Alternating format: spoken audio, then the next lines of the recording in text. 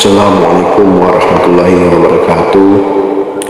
Semoga saudara-saudaraku dimanapun berada dalam keadaan sehat walafiat dan masih diberi kelancaran dari segala sesuatunya, serta masih dilindungi oleh Allah Subhanahu wa Ta'ala. Amin ya Allah ya Rabbal Alamin. Baik, malam ini saya sambung dengan uraian tentang unsur diri pada manusia. Sebelum ruh dimasukkan ke dalam jasad, Allah melapisi ruh al-qudsi dengan lapisan-lapisan sampai ke alam mulkiyah yang disebut kiswa unsuriyah, yaitu alam jabarut, alam malakut, dan alam mulki. Karena kekuatan ruh al-qudsi dapat menghancurkan jasad, sebagaimana cahaya matahari yang dihalangi cahayanya bumi dengan berbagai lapisan agar tidak terbakar bumi ini karena kepanasannya. Firman Allah berkata, lalu kutiupkan ruhku dalam tubuh manusia. Al-Hijri ayat 29. Yang pertama, kudrat atau kuasa, yaitu dinyatakan pada ruh jasmani dan diletakkan dalam jasad. Ruh memerlukan jasad untuk bergerak di atas muka bumi, atau nasmah fisikal, kuasa batin yang hebat. Tanah kedudukannya tubuh badan, istananya hakikat. Yang kedua, ilmu dinyatakan pada ruh sultani dan menjadi akal apabila digabungkan dengan unsur air dan diletakkan pada otak. Ruh tidak akan dapat berpikir untuk kehidupan di dunia tanpa ilmu bangsa dunia, atau air, akal, ilham, laduni, pandangan tajam, hikmah. Air kedudukannya otak, istananya syariat. Yang ketiga, hayat atau hidup. Ia dinyatakan pada ruh al-hayat dan menjadi napas apabila bergabung dengan udara. Ruh memerlukan napas untuk berhubung dengan napas, atau napas menstabilkan emosi, akal, kesehatan, dan perjalanan ruh. Angin kedudukannya sistem pernapasan atau istananya tarekat. 4. Iradat atau berkehendak. Ia dinyatakan pada ruh sairani, rawani, dan menjadi napas apabila digabungkan dengan unsur api dan diletakkan di jantung atau kalbi. Ruh memerlukan nafsu yang bangsa dunia untuk memakmurkan dunia, atau nafsu ketenangan, asyik, asik, cinta, rindu, syu'ud, dan marifat. Api kedudukannya jantung, istananya mahrifat. Syekh Abdul Qadir Jailani di dalam kitab Sirrul Asrar mengatakan, ruh adalah hakikat diri manusia yang sebenarnya. Ruh adalah cahaya yang tinggi yang dibalut dengan beberapa lapisan pakaian sebelum diturunkan ke alam dunia ini agar jasad tidak terbakar.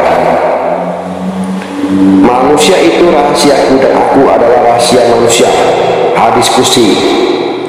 Setiap ruh mempunyai tempat atau daerah ketika ia berada dalam jasad, dan setiap insan wajib mengetahui bagaimana mengolah setiap lapisan tersebut agar tersikat baginya rahasia.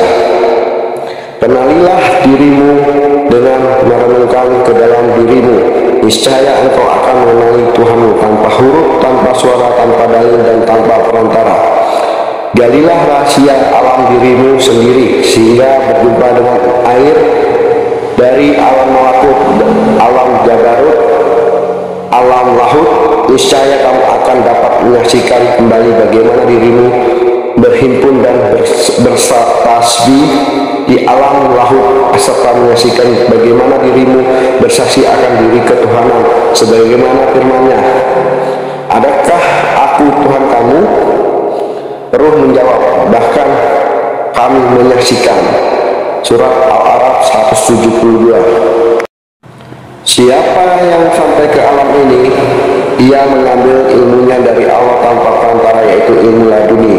Di alam ini ia beribadah dari Allah, dengan Allah, dan untuk Allah. Pandangannya senantiasa melihat pada dua alam, melihat dirinya di alam jahir, yaitu afal, sifat, dan asma, bermusyahadah dengan zatnya di alam lahut. Adakala mereka itu panah atau lebur, penglihatan di alam ini ketika mentajalikan rahasianya sehingga tiada yang dilihat melainkan Allah Subhanahu wa Ta'ala. Bagaimana hendak mengenali diri? Apa yang harus dikenali dengan diri ini? Adakah mengenal jasad yang dikenali oleh semua orang kafir dan musyrik? agar dengan itu mereka bisa mengenal Rob mereka. Adakah mengenal Rob batin saja tanpa mengetahui soal rohani? Mengenal diri tanpa mengenal jalan, mengenal diri, Anda tidak akan sampai pada kehendak. Mengenal jalan tanpa mengenal musuh akan tewas di separuh jalan. Mengenal musuh tanpa bersenjata akan dikalahkan. Mempunyai senjata lengkap namun tidak mengenal makam musuh akan menempuh kekalahan. Mengenal senjata dan musuh tetapi tidak ada tarbiyah dari orang yang mengenal perjalanan dan kaidah juga akan binasa dalam kesesatan. Siapa yang benar mengenal dirinya akan binasalah dirinya. Tenggelamlah ia dalam lautan kekafiran. Tenggelamlah ia dalam lautan ketiadaan keakuan. Di dalam kitab Kasaful Asrar dinyatakan bahwa wujud insan adalah bayang-bayang kepada wujud Tuhan. Tiada akan wujud bayang-bayang ini jika tiada yang mempunyai bayang-bayang. Tidak bergerak bayang-bayang melainkan bergeraknya Tuhan mempunyai bayang-bayang. Apabila kamu memandang diri kamu, memandang wujud dirimu, maka kamu wajib memahami bahwa kamu ada pemiliknya. Wujud kamu menyatakan wujud dirinya. Dia gaib dan kamu nyata. Dia hakikat dan kamu syariat. Dia adalah wujud dan kamu adalah bayang bagi wujudnya. Lihatlah diri kamu lagi. Pandanglah segala sifat yang ada pada diri kamu. Lihatlah matamu, lihatlah telingamu, lihatlah mulutmu, lihatlah akalmu.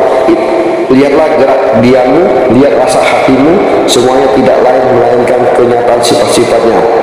Semoga hati kita tidak dibutakan sama sekali sehingga tidak mengenal dirinya, yang meskipun hal gaib tetapi sangat dekat sekali, bahkan lebih dekat dia bila dibandingkan dengan urat nadi yang ada di lehernya sendiri.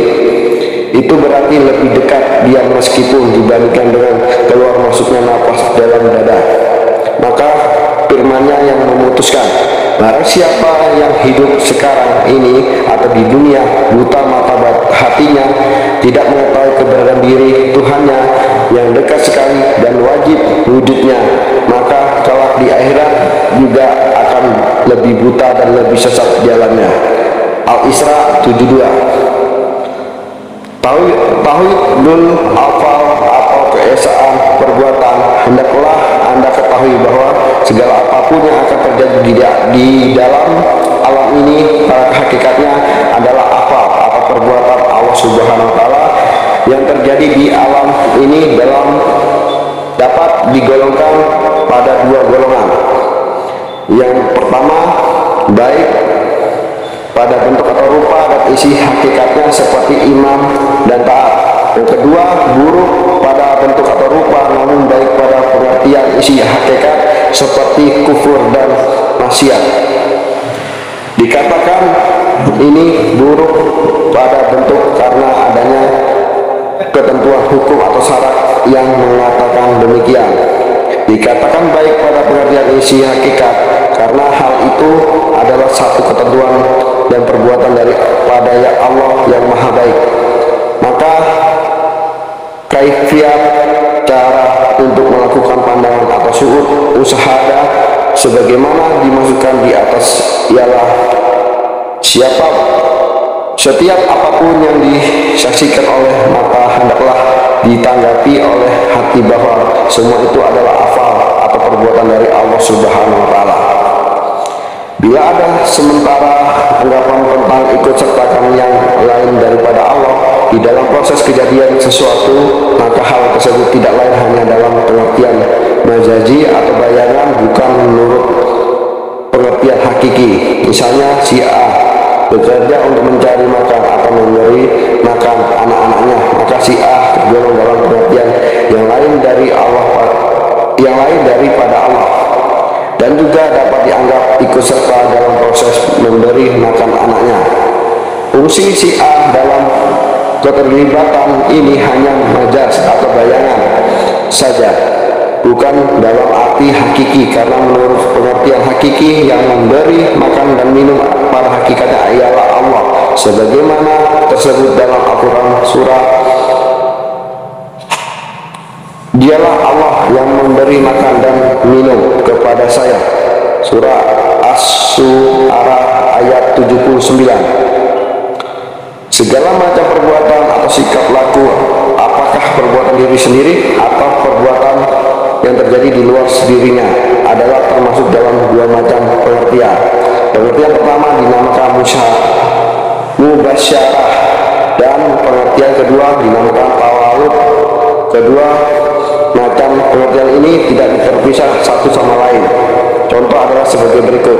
1. Gerak panah di tangan seorang penulis dinamakan mubasyarah atau terpadu, karena adanya perpaduan dua kemampuan kodrat, yaitu kemampuan kodrat gerak tangan, kemampuan kodrat gerak pena. Bagaimana kita dapat memahami gerak kodrat Allah, dan bagaimana kita dapat bersuhud dengan kodrat Allah dalam setiap keadaan. Kedua, gerak batu yang lepas dari tangan pelempar, hal ini dinamakan tawalud atau terlahir, karena lahirnya gerakan batu yang dilemparkan itu adalah kemampuan kodrat gerakan tangan, namun ada hakikatnya. Kedua macam pengertian itu mubasyarah dan tawalud adalah hafal Allah Subhanahu wa taala didasarkan kepada dalil nas Al-Qur'an. Walahu khalaqakum wa ma ta'malun. Artinya Allah yang menciptakan kamu dan apa yang kamu lakukan. Apa-apa juga yang dilakukan oleh hamba, perkataan, tingkah laku, gerak dan diam, namun semua itu sesudah lebih dahulu pada ilmu, qada atau dan kadar atau takdir Allah Subhanahu wa taala. Firman Allah di dalam Al-Qur'an, "Wa ma ramaita idza ramaita walakinallahu ramah."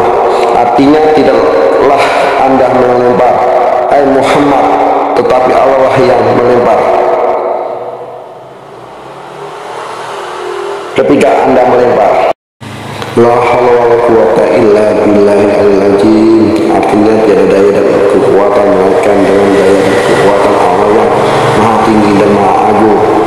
Hadis Rasulullah sallallahu alaihi wasallam, la tataharaku jaratun illa bi ismihillahi. Artinya tidak bergerak satu biji jarak melainkan atas izin Allah. Demikian penjelasan yang saya sampaikan malam ini, semoga bermanfaat dan dapat memahami apa yang saya sampaikan. Jika ada kekurangan dari penyampaian saya mohon maaf yang sebesar-besarnya. Demikian saya akhiri. Assalamualaikum warahmatullahi wabarakatuh.